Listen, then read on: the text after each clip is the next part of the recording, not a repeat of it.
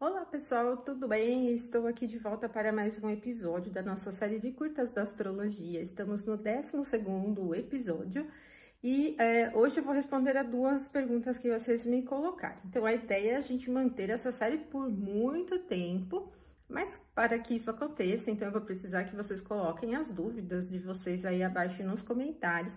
Se você estiver assistindo pelo YouTube também, né? Eu sempre publico os episódios primeiro pelo Instagram e futuramente no YouTube. Mas coloquem nos comentários, estou lendo todos e aí eu vou respondendo. Vou pedir duas coisas para vocês em relação aos comentários. Primeiro, que sejam dúvidas assim simples que eu possa responder rapidamente, porque a ideia é fazer vídeos curtos, né? A série se chama Curta da Astrologia. E também que sejam temas relacionados à astrologia tradicional, que é o meu ramo de especialização, certo? Porque se a gente for trabalhar com dúvidas gerais sobre astrologia, talvez eu não chegue tanto a trazer informações úteis para vocês, para complementar os estudos. Um dia alguém me perguntou, acho que foi pelo YouTube, me pediu, né, na verdade, para eu falar um pouquinho sobre a astrologia draconiana, mas a astrologia draconiana nem é um ramo de estudo da astrologia, assim, muito popular, e também não faz parte da astrologia clássica, né, assim, é um estudo particular da astrologia moderna que concentra a atenção nos nodos lunares. Mas, enfim, o que eu poderia abordar com vocês num vídeo curto ainda seria alguma coisa muito rasa, né? Então, eu prefiro manter a minha atenção sobre os temas de astrologia tradicional ou ocidental, ok? Eu não trabalho com astrologia védica, pessoal. Então, quanto mais vocês puderem concentrar nessas duas coisinhas aqui, eu agradeço.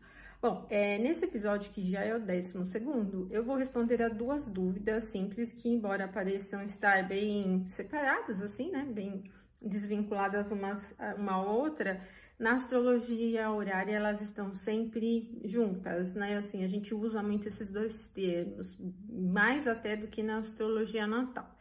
Bom, primeiro, a ideia de significadores. Uma pessoa me perguntou assim, Ana, você fala bastante sobre significadores, mas eu não consegui entender muito bem ainda o que são significadores.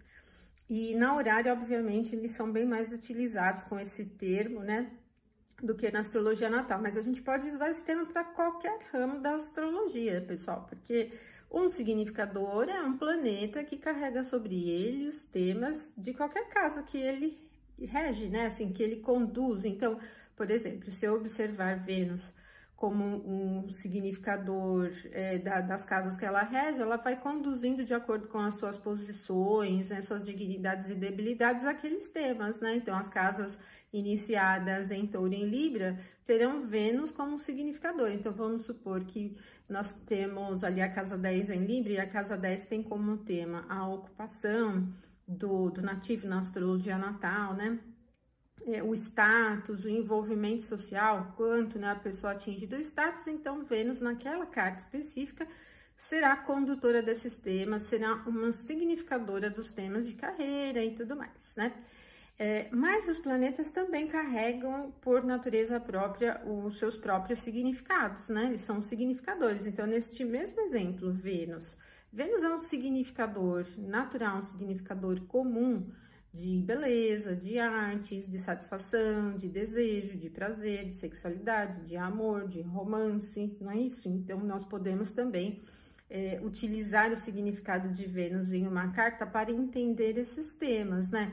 Marte é um significador de guerra, de ação, de atitude geral, de capacidade de briga, capacidade de defesa, de energia física, inclusive, né? De força física, força até muscular, por exemplo, numa astrologia médica.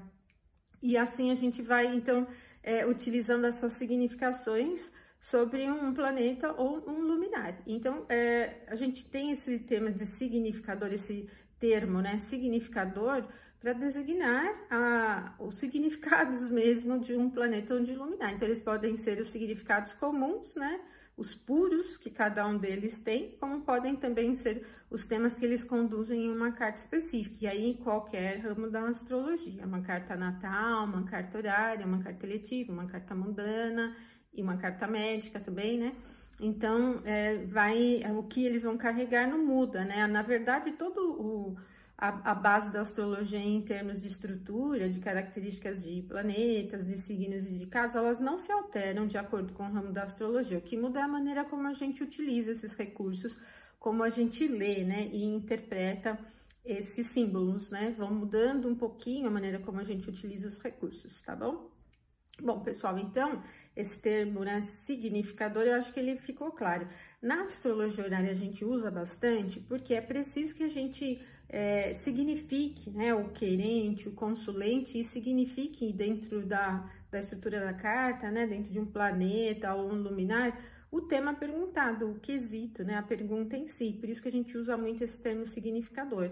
Mas na Natal também, numa abordagem mais tradicional, nós costumamos usar, certo? Então, significador é isso. O outro tema é sobre aspectos. Então, como eu disse para vocês, embora pareça estar muito desvinculada, na horária eles estão sempre muito juntos, né? Me perguntaram muito sobre aspectos separativos e aplicativos. Bom, eu sei que uma boa parte de vocês já estuda astrologia, que já está bastante familiarizado com esses termos, né? Mas quem me perguntou não tá, né? Pode ser propriamente uma pessoa que está iniciando os estudos e tudo mais. Então, um aspecto, na verdade, né, o próprio termo aspecto significa ver, observar, contemplar, né? E ele tem uma relação com a posição que o planeta ocupa dentro da roda zodiacal, do signo onde ele está. Então, nós temos os 4 aspectos tradicionais, ptolomaicos, né, maiores até chamados, né, que são o sexto, 60 graus, a quadratura 90, o trígono 120 e a oposição 180. Temos mais a conjunção, que não é propriamente um aspecto. E eles só acontecem por relação dos signos, né? Então, a gente sabe, por exemplo, que uma oposição que tem 180 graus só pode acontecer quando os signos estão posicionados em signos, quando os planetas estão posicionados em signos opostos, né? Então, essa relação de signos a 180 graus um do outro é que possibilita existir uma oposição, que o trígono vai acontecer entre planetas que estão posicionados em signos com uma distância de 120 graus um do outro. Porém, depois, no avançar aí da história da astrologia, né, no desenvolvimento, foi criada e desenvolvida uma ideia de orbe, como um espaçamento, assim a gente pode dizer, né, da luz, até onde a luz do planeta pode alcançar. Então, eu tenho um planeta que ficaria ali no grau exato de um trígono, por exemplo, 120 graus exato, mas se ele tiver um pouco antes, ou se ele tiver um pouquinho depois, ele já vai estar nesse campo de atuação do trígono, né? Então, é aí que começa essa ideia da aplicação, que é o momento em que o planeta mais rápido está chegando para formar o aspecto exato, no caso do trígono, está chegando para formar os 120 graus exato, né? E depois o momento da separação, do afastamento do planeta mais rápido, então vai dissolvendo esse ângulo, no caso do trígono, de 120 graus, tá? E uma coisa que a gente deve levar bastante em consideração é quem aplica e quem recebe. Então, quem aplica o aspecto é sempre o planeta que está se movimentando mais rápido, né? E levando em consideração que o planeta mais lento, ele não está parado, ele está se movimentando, mas dependendo da velocidade, até... Por exemplo, se a gente estiver observando a Lua, que se movimenta muito rápido, aplicando um aspecto a Saturno, que se movimenta muito lento, então, por exemplo, dentro de um espaço de um dia, não vai ter alteração significante na posição de Saturno, mas da Lua vai ter. Então, é a Lua quem cria a dinâmica do aspecto, a dinâmica da aplicação e separação, né, nesse caso. E independe se a Lua está no signo antes ou está no signo depois, na ordem zodiacal. Aí vai entrar outros termos, numa outra questão que eu vou abordar num outro vídeo, porque ela é um pouco mais complexa. Então, eu penso que quem não conhece aplicação e separação vai ter muita dificuldade em entender o que é um aspecto destro e um aspecto sinistro. Então, deixa para depois esse termo aí que tem a ver com a localização dos planetas na estrutura da roda zodiacal. Mas, para a gente entender a aplicação e separação, é isso, né? O planeta mais rápido se aplica ao planeta mais lento. E por que isso é importante? Porque, por exemplo, na horária, quando a gente vai investigar eventos futuros, a aplicação do aspecto, ela leva à condição de um sim, de uma coisa que pode acontecer, se um significador está se aplicando o outro, né? Ou se ele está se afastando, pode significar que já aconteceu alguma coisa e o tempo já passou, né? Por exemplo. Então, essa ideia do mais rápido se aplica ao mais lento é importante. Nesta semana, uma pessoa que estava acompanhando os meus vídeos de astrologia horária recentes, lá que eu tô postando no YouTube, e aqui também, né, no Instagram, ela, com o conhecimento que tinha ali, ela tentou fazer uma análise horária para um tema que ela fez uma pergunta. Ela abriu uma carta pelo astro.com e tentou analisar a pergunta, né? E aí ela falou assim: então, nesse caso, Vênus está se aplicando à Lua. Então, Vênus já não se aplica à Lua, porque a velocidade média de movimento de Vênus é semelhante à do Sol, 59 minutos por dia. Então, o que eu entendo, assim, que eu posto os vídeos, outros astrólogos também postam vídeos com esse conteúdo de análise, e vocês devem ter muito cuidado quando vão utilizar esses recursos sem conhecimento prévio para fazer a interpretação, né? Principalmente quando disser sobre temas importantes de vida, de decisões importantes, porque foi o que eu até respondi para ela. Embora tenha uma característica simples, assim, bem mais simples do que a natal, e ela tem uma estrutura por baixo, né? Então, a gente tem que conhecer bem a estrutura da astrologia, você tem que entender o que são os aspectos, aplicação e separação, a dinâmica dos aspectos, né? Como vai se desenrolando, a questão das velocidades, movimentos como combustão, né? Então, tem uma série de fatores por trás, não é só entender, ó, tem um aspecto ligando um significador ao outro, tem que entender recepções, então, ela tem uma estrutura toda por trás, certo?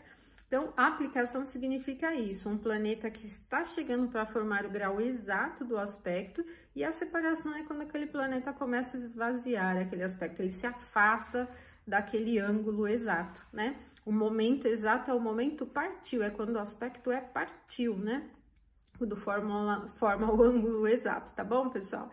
Então, é isso. Então, esse vídeo tá ficando aqui um pouquinho longo já aqui para o Instagram e para o Curtas da Astrologia. Então, aí no próximo episódio eu vou trazer algumas informações aqui, alguns conhecimentos sobre a combustão, que também é outro tema bem difícil aí de interpretação para quem tá começando, né?